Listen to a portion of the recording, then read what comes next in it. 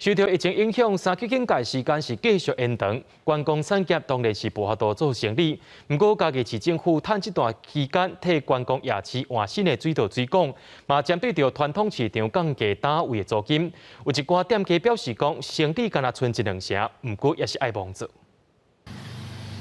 嘉义市知名的观光夜市，因为疫情暂停开放，单仔拢放伫路边，一寡店头嘛拢打暂停营业的告示。市府趁这段时间来施工，夜市仔店头家讲有做总是赢过无做。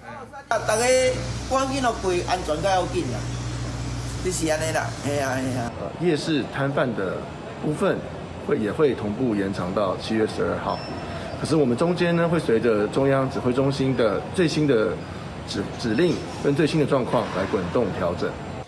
除了伫观光夜市内底店头以外，一般街仔路顶的店头嘛同款受到影响。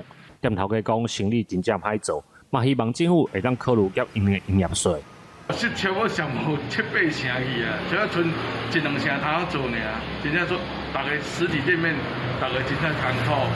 为着要减轻传统市场受疫情造成的损失，嘉义市政府主动调降为5月到8月3个月单位租金甲权利金，而且嘛提供面大，希望因伫最后防疫这段时间会当继续维持落去。记者林慧婷，嘉义报道。